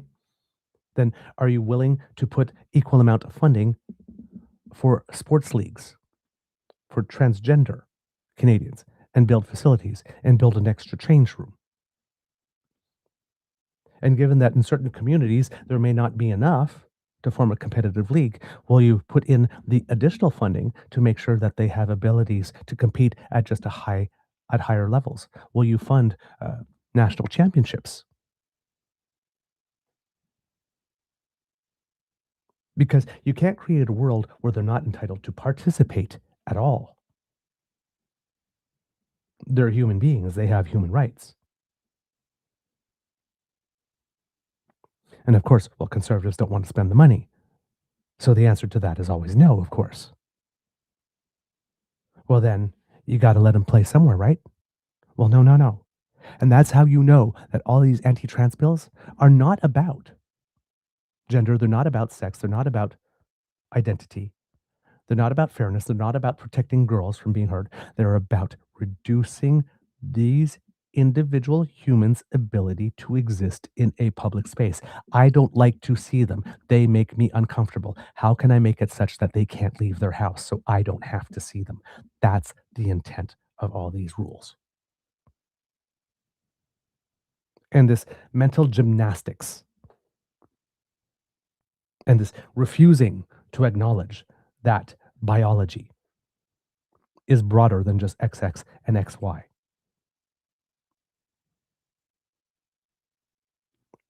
They do not want these people to exist in public space. The bathroom laws are such.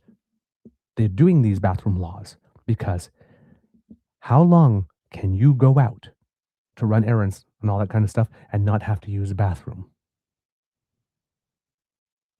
It certainly limits how far you can go from home and how long you can be out of home now, doesn't it?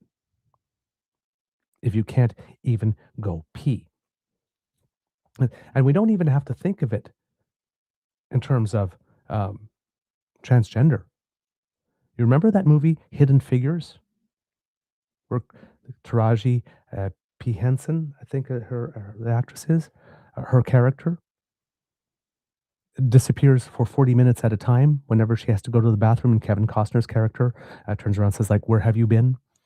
And he says, I had to go to the bathroom. He goes, for 40 minutes. He says, yes, there's no bathrooms for us here. What do you mean there's no bathrooms for there? There's no bathrooms for colored people here. I have to go clear to the other end of campus, and I can't even ride one of those bikes to get there. And she says, I work my butt off. Butt was not the word that she used in that script. Hours and hours a day, living off coffee that the rest of you refuse to, from a pot that the rest of you refuse to drink out of. So yes, you will excuse me if I need to go to a bathroom a few times a day. And then Kevin Costner's character comes on and takes down the colored bathroom sign. He says, there are no colored bathrooms, there are no white bathrooms, there are only damn toilets now. We all pee the same color here at NASA.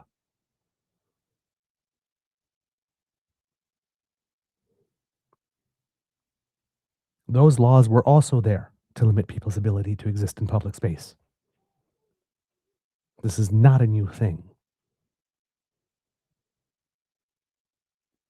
These are people that what is different pushes their ick button, and they can't cope. And rather than trying to learn to cope, learning to be better people, learning to overcome the fear of the unknown by actually reaching out to people and finding out whether or not there's something to fear. No. We're going to denigrate, we're going to diminish, we're going to defile, we're going to demonize, we're going to dehumanize so that I don't have to look at them. So I can go throughout my whole life without meeting one or having to interact with one or seeing one.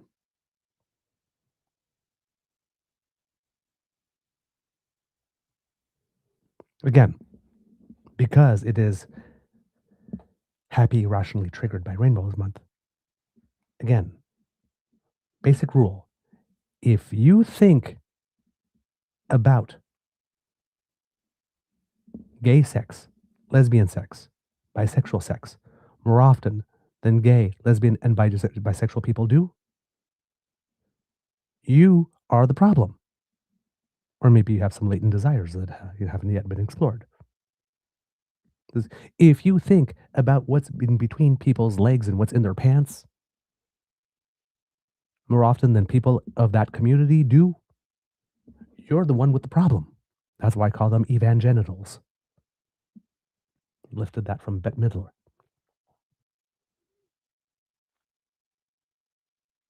Why are these people so obsessed about where people go to the bathroom and what's in their pants? Why are they so obsessed about if you're a female or if you're any color other than white, whether or not you earned your position? Particularly in a pluralistic society. A country that embraces its cultural mosaic like Canada does. Absolutely insane. Absolutely insane. Then we get to Alberta, where there are a couple things going on. Remember the water not coal petition that Corb Lund circulated, and now it seems that he has enough signatures for it to go through. Danielle Smith has been on the record stating that it was her intent that if Mr. Lund met the signature threshold for that petition to go through on the October 19th referendum. She even held it up as an example of how it is that she supports citizen-led initiatives. Well, I'm thinking that Danielle Smith didn't actually expect Mr. Lund to hit that signature threshold when she said she intended to respect that. Lo and behold, over the course of the weekend, her tune appeared to shift a little bit from the Your Province, Your Premier, her radio show. You've previously stated that you support direct democracy and that if he got the numbers, this also could end up on the ballot. So if the signatures are verified by July 1, will you commit to honoring the exact wording of his petition, or are you going to alter and rephrase the question? Well, I can tell you that I looked at the petition. Okay, number one, when Danielle Smith starts an answer with, well, I can tell you, you know she's about to lie and she's about to try something sneaky. And it calls for a legislative proposal. So I have to figure out what that means. That means that that's got to go to a committee, just as the Forever Canada petition did. And it's members from the opposition as well as members from the government. And they will do the review, talk to Justice, figure out what exactly that would mean, and then make a recommendation. And so there's a process that is outlined in the Act. That's the process. And we'll follow that process along on this one, too. So remember when the Forever Canadian group asked for a legislative policy proposal, and Danielle Smith said in front of the camera saying that they asked for a constitutional referendum?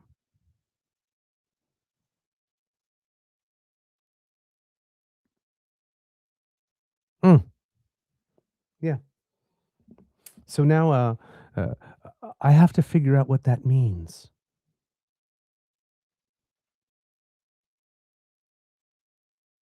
So she's not going to put it on the referendum ballot on the 19th. Because apparently they ticked the legislative proposal box. Well, the Forever Canadian people did that too.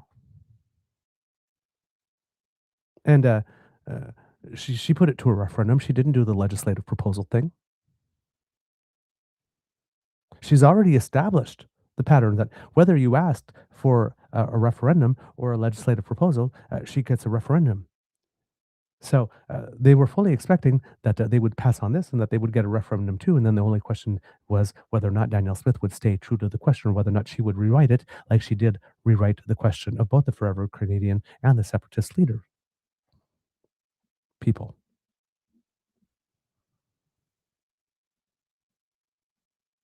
But now it might not even be on the ballot at all in any way, shape, or form. And it certainly won't be acted upon because the legislature has already risen in Alberta as well.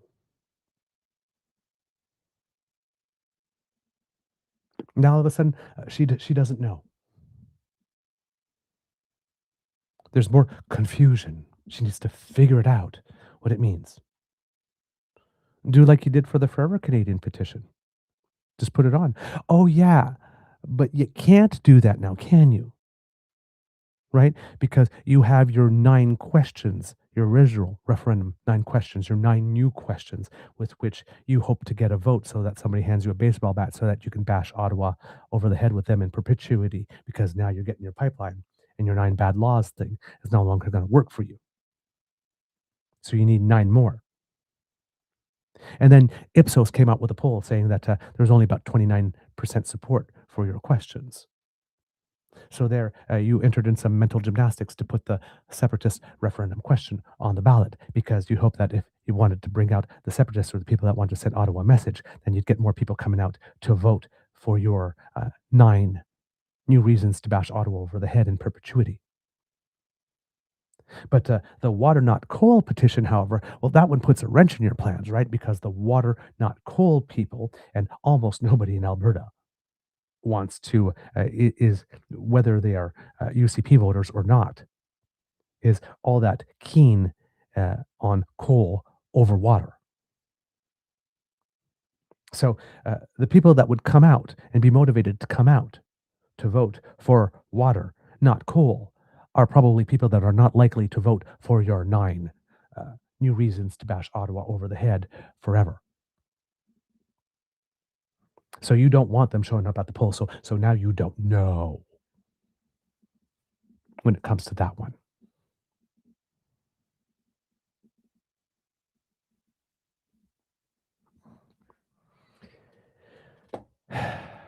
She is a snake. Total snake. And there's another bit of news, and I have to issue trigger warning for suicide and self-harm. Because in Alberta, this is a second person that we know have now has taken their life, allegedly because of one of Danielle Smith's policies. You'll remember, I think it was in February of last year, there was a young transgender person, after Danielle Smith had made it clear that she was going to go ahead with her anti-trans laws, putting herself in between you and your doctor, between you and your family and your doctor.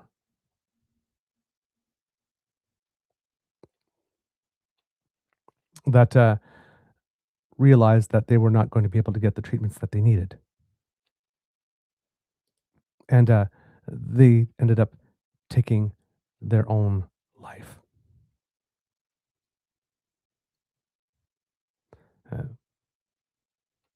There's a gentleman named Bruce Johnson who was an AISH recipient.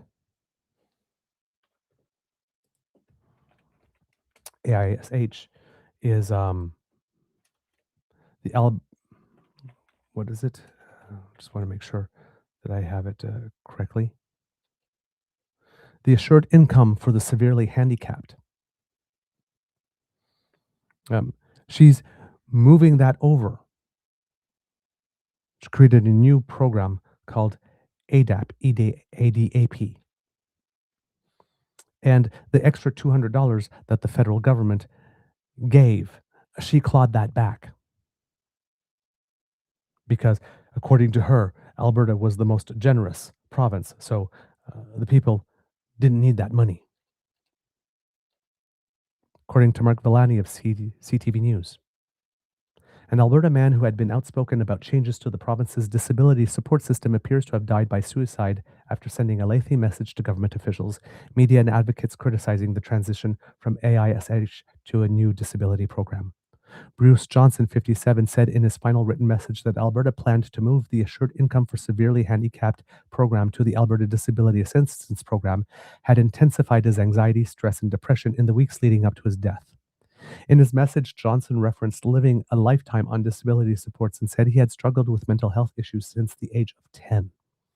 The Alberta government kicked me in the teeth with the introduction of ADAP, Johnson wrote. In another passage, he says ADAP was, quote, just something that has finally pushed me to end everything. RCMP confirmed officers and firefighters responded to a fatal residential structure fire in the village of Empress on June 8th. Police said the cause of the fire remained under investigation, but it is not considered suspicious. They are not identifying the deceased, but CTV has confirmed it was Johnson's home. The death has now intensified criticism of the province's disability support reforms, which are scheduled to take effect next month and will transition tens of thousands of Albertans from AISH to ADAP.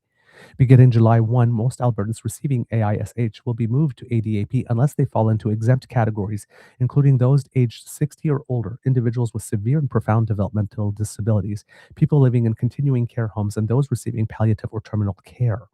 Under AISH, individuals receive up to $1,940 a month, but those who will now transition to ADAP will take home $200 less a month, $1,740. The Alberta government has said the changes are intended to create a more tailored system that distinguishes between people who cannot work and those who may be able to participate in the workforce with supports. Johnson wrote he had received AISH and CPP disability benefits for nearly 3 decades, and once receiving notice he would be moved to ADAP triggered intense anxiety. My anxiety and stress levels skyrocketed, he wrote. He said he worried he would be required to participate in employment programs and job searches despite believing he was incapable of maintaining stable employment because of long-standing mental health challenges. Quote, from everything I've read about ADAP, I'm going to be required to participate in employment supports and look for work or face losing ADAP financial support, Johnson wrote. I've already tried all that. There's no point in trying anymore. Disability advocate Zachary Weeks said news of Johnson's death has shaken Alberta's disability community. In a blog post published after the death, Weeks said advocates became aware of an individual who felt overwhelmed by the transition from AISH to ADAP and attempted to connect him with supporters. Quote, "Today we learned that he has passed away," Weeks wrote. "I am heartbroken, I am angry, I am grieving, and I know that I'm not alone." Weeks said the death serves as a reminder that policy decisions have real-world consequences. Quote, "This loss is devastating. It is a reminder that behind every policy discussion, every government announcement, and every budget decision are real people trying to survive, maintain their independence, and live with dignity." Weeks noted in his post he would continue advocating for changes to disability policy and urged people struggling with the transition to seek support. Quote, "If there's one thing I hope comes from this tragedy, it is that we listen more carefully to the people living these realities," he wrote. "Their voices matter, their experiences matter, their lives matter." Some Albertans who are set to transition from AISH to ADAP say Johnson's concerns mirrors fears that they have expressed for months. Elaine Lee, a Calgary woman who recently learned she would be moved to the new program, said receiving notice from the government caused significant stress. Quote, "Sadly, I feel so much disappointed, and in a lot of ways it's disheartening and it's unacceptable," she said. Lee told CTV News she also now has worries many other recipients face, uncertainty about future benefits and employment expectations. Quote, "The uncertainty and requirement to go get a job under the ADAP program is not possible for so many people," she said. When asked about Johnson's death, Lee said she also believes some recipients feel overwhelmed by the changes. Quote, "This person who took his own life just felt like he was at a dead end," she said. "And that's actually how I feel." Larissa Armstrong, another Calgary resident preparing to transition to ADAP, said her household expects to lose hundreds of dollars per month under the new system. Pardon me? Approximately $460 per month we will be losing as of August, Armstrong said. She said many recipients are worried about housing costs, food insecurity, and finding work in a difficult labor market. "There are a lot of people who are afraid," Armstrong said. "This person who passed isn't alone. There are other people who are in despair just like him." Armstrong called on the government to halt or delay the transition. "The province says they spoke to the disabled community and this is what people wanted, but they won't show us who they spoke to," said Armstrong. "Was there a focus group? Nobody asked us. Nobody asked for the change. I mean, what about my quality of life? There's not going to be any." CTV News reached out to Premier Smith's office about this issue and was referred to the Ministry of Assisted Living and Social Services. Previously, Smith has defended the reform, saying Alberta's disability support system should distinguish between people who are unable to work and those who can participate in the workforce with accommodations and supports. Quote, "We want to make sure that those who are severely handicapped have the highest level of support," Smith said during the May 30 radio appearance. Quote, "People who have partial disability or minor disability and are still able to work, we want to give them an avenue to be able to work." Smith said the province is creating a separate streams of support for people with different levels of disability and employment capacity. Quote, "We're creating 3 different programs," she said. "We shouldn't treat everybody the same." Alberta's Minister of Assisted Living and Social Services, Nathan Newdorf, also issued a statement following Johnson's death. Quote, "Every life lost to suicide is a tragedy," the statement said. "Our thoughts are with the friends, family, and community who are grieving the loss. We recognize that those struggling with thoughts of suicide are facing profound mental health challenges and need compassion and support." And that's why we're cutting the amount that they receive by $200 a month.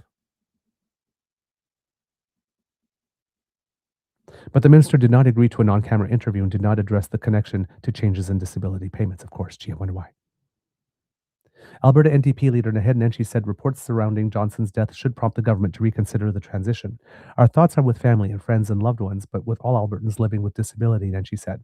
"I want to reach out to Albertans living with disability, saying you matter." Well, given that that 16-year-old unaliving themselves when they found out that they would not be allowed to access medical treatment, did not move the government of Alberta in the least to slow down or to alter their anti-trans policy. There's no doubt that this won't either. Then she accused the government of treating people with disabilities, quote, "as expendable," and said the transition has created significant anxiety for recipients. "This whole thing is a disaster," he said. "You can't play with people's lives like this." Nancy argued many Albertans living with disabilities are already struggling with rising costs and uncertainty. How are you supposed to live? It's time to stop this transition. And here, Kits and Cubs, again, I'm going to put this up and hopefully it'll be in big enough type so that we can see.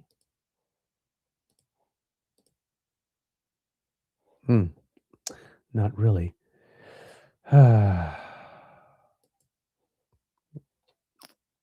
here, but it says here, let's see if I can make it even bigger. And we can just, there we go. Hopefully that will help. If you or someone you know is in crisis or struggling with mental illness, here are some resources that are available. The Canada Suicide Crisis Helpline. You call or text 988 or visit 988.ca. The Centre for Addiction and Mental Health, 1-800-463-2338. And the Kids Help Phone, 1-800-668-6868. And of course, if you need immediate assistance, please call 911 or go to the nearest hospital.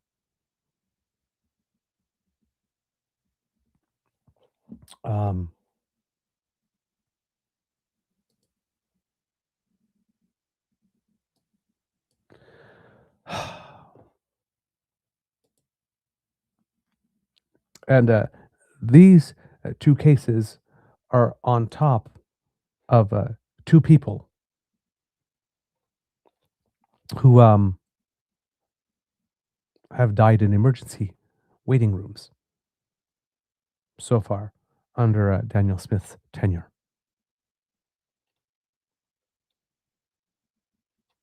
And all the news stories reported this in their headlines as someone died. It's not just a death, right? It's an apparent unaliving. But they didn't put that in the headline. And then she's asked about that. And she does the thing that she does, where she talks and babbles on. That we know of. There are 4 people in Alberta who have died. 2 by their own hand and 2 not, as a result of Danielle Smith's various policies surrounding health. And she goes on these shows and people ask them the question, allow her to babble on for 3 minutes and then move to the next question. Nobody holds her accountable. Nobody holds her accountable.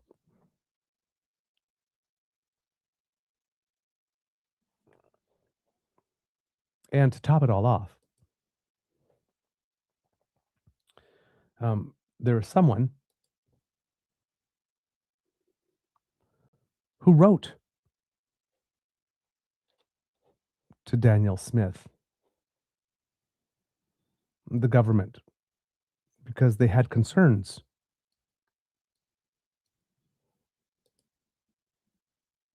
about what was going on. And it would appear that when they received their answer was they received this form letter to Dear Correspondent.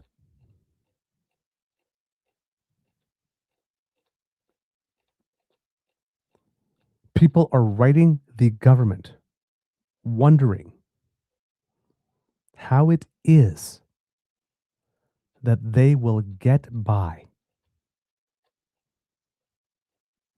And when they answer them, they can't even use their name.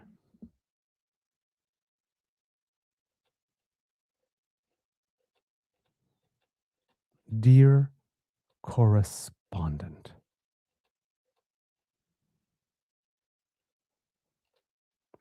This is Cassandra Rogust.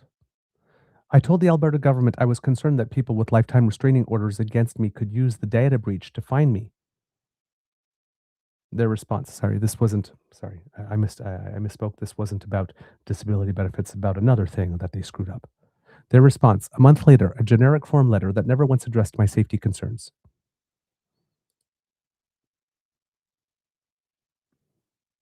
Good afternoon. Please find the attached response from Honourable Mickey Amery, KC, King's Counsel, Minister of Justice and Attorney General of Alberta. Best regards. Dear Correspondent, thank you for your recent correspondence regarding allegations of the unauthorized use of Alberta's list of electors. As the Minister of Justice, I appreciate the opportunity to provide the following information. The government of Alberta is aware of the situation, takes the protection of Albertans' personal information very seriously. Elections Alberta is responsible for administering provincial elections and ensuring elections laws are followed. It is my understanding that Elections Alberta is taking action on this matter. You may also wish to view Elections Alberta's news releases on this and related topics, including blah, blah, blah, blah, blah, blah. It's also my understanding that the RCMP and the Office of the Information and Privacy Commissioner of Alberta are reviewing the matter. As the Honourable Danielle Smith, Premier of Alberta, noted on May 1st, 2026, the Government of Alberta will wait for the results of those investigations before commenting further.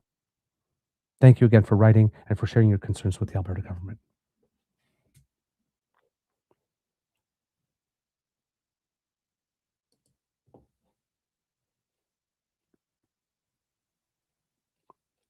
Seriously. I'm worried about my safety thanks to this breach. Dear correspondent, thank you for giving us an opportunity to let you know that we don't plan to do SFA about that until the investigations are over. Good luck. But we take it very seriously.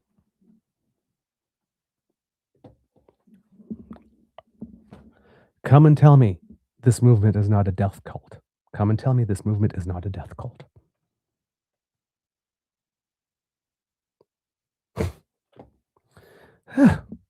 Well, we're already at the 2-hour point, and I didn't get time to get to the comments about AI from a couple of premiers. So I'll hopefully put that on the following show. But yeah, kids and cubs, this is the stuff that we're dealing with from the conservatives. I'm talking about, like, federal, provincial, whatever.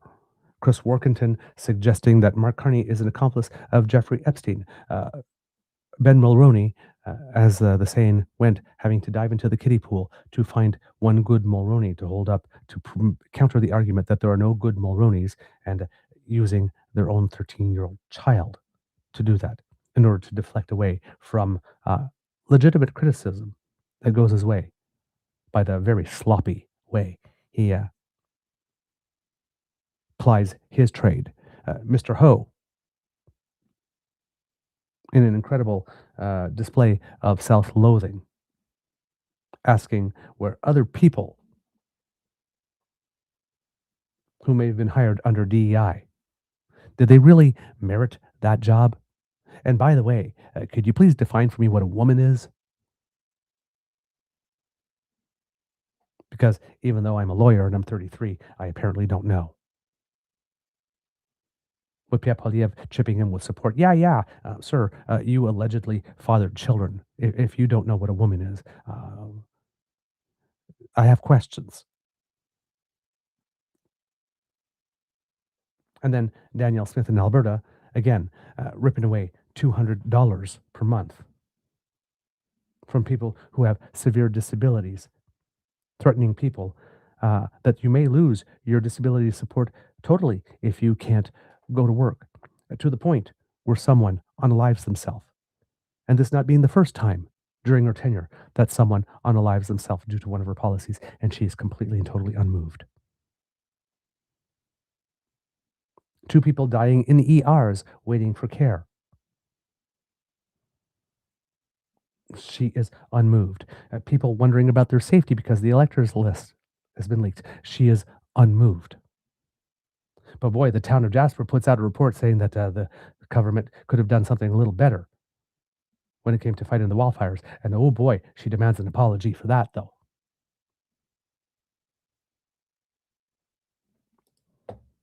Come and tell me this isn't malignant narcissism.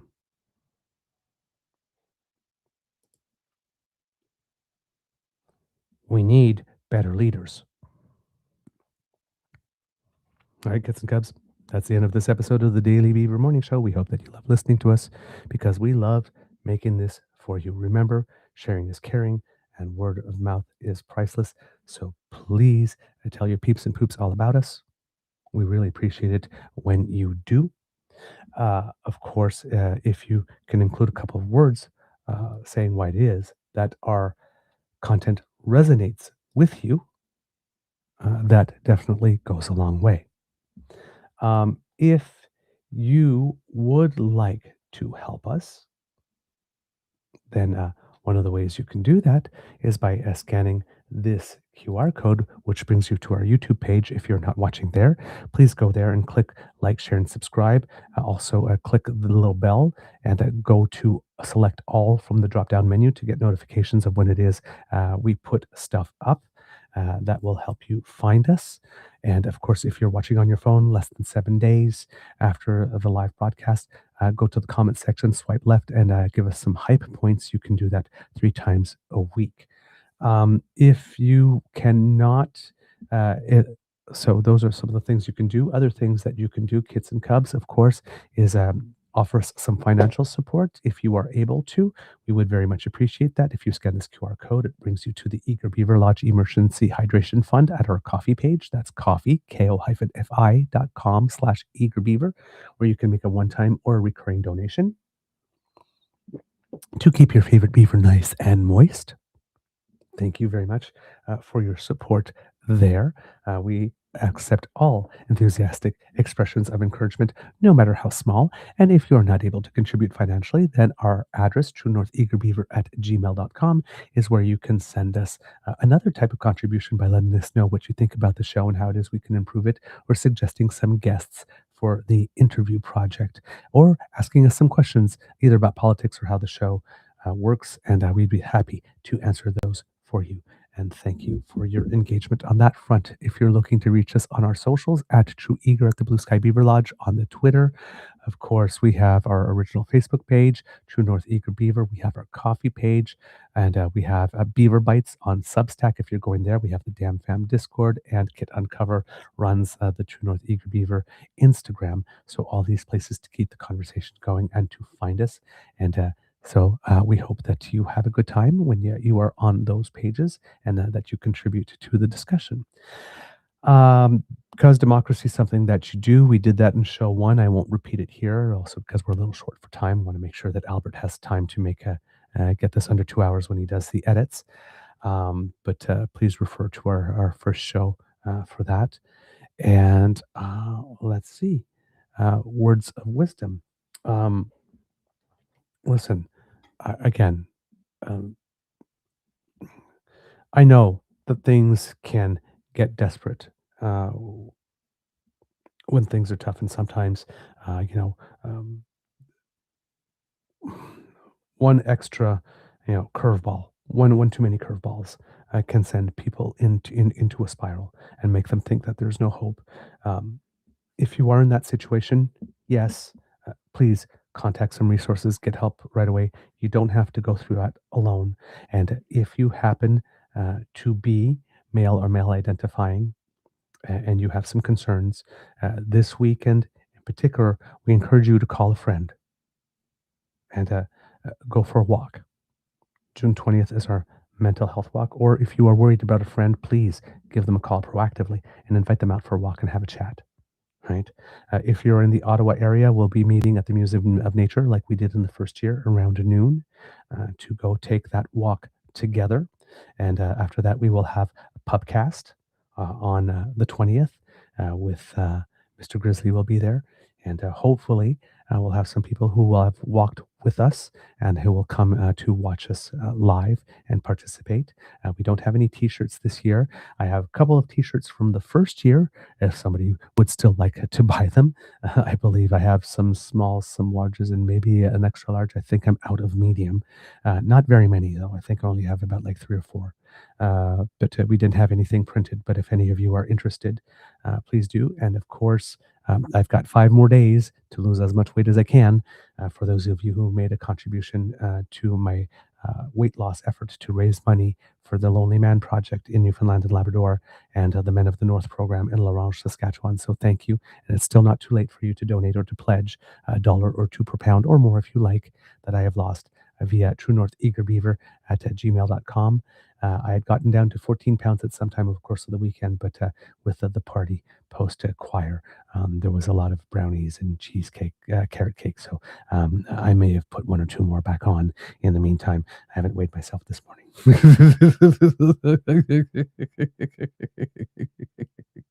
So, But yes, hopefully your contributions there will allow us to make a little donation to our beneficiary organizations. With that, I'm going to say be kind to and gentle with yourself. And if I could ask Kits and Cubs to ask you to say, Mr. Beaver, please cue the cock.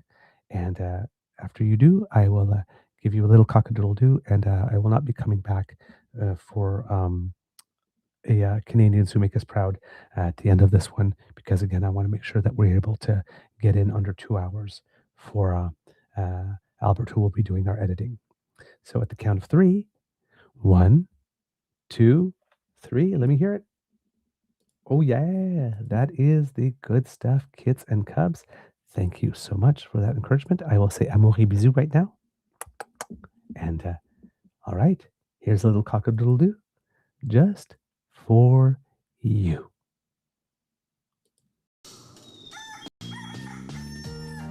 You are listening to a True North Eager Beaver Media Incorporated podcast.